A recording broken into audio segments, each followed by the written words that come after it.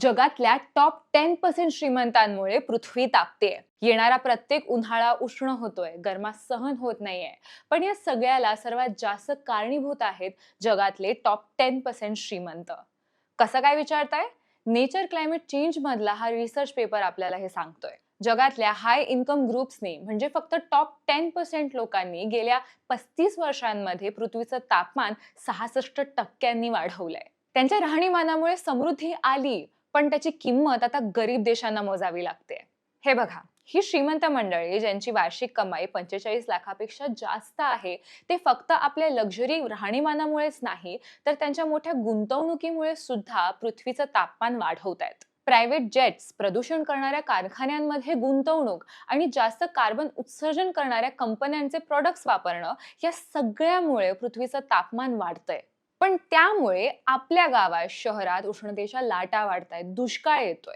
संशोधन तर हे पण सांगतंय की यातले 1% सुपर रिच, ज्यांची कमाई 1.5 कोटीपेक्षा जास्त आहे, ते एकटे 20% गरमी वाढवतायत. मग याचा महाराष्ट्राशी संबंध काय?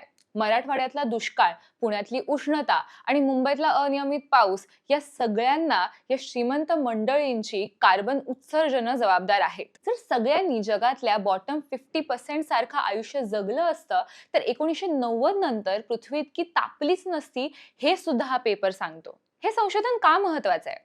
ते अशा वेळी प्रसिद्ध झालंय जिथे इंग्लंड आणि इतर युरोपीय देश गरीब देशांना हवामान बदलाशी सामना करण्यासाठी जी आर्थिक मदत दिली जाते त्यात कपात करतायत. आणि या क्लायमेट फायनान्सला अमेरिकेसारख्या देशांचा तर तीव्र विरोध आहे. ऑक्सफॅमच्या अहवालानुसार जर टॉप 1% श्रीमंतांवर 60% कर लावला तर $5.2 ट्रिलियन गोळा होऊ शकतात, ज्यांनी क्लायमेट चेंजवर मात करण्यासाठी मदत होऊ शकते. क्लायमेट ऍक्शन ही सगळ्यांची जबाबदारी आहे असं सांगितलं जातं, पण या रिपोर्टमुळे हेच समजतं की याला काही देश इतरांपेक्षा जास्त जबाबदार आहेत.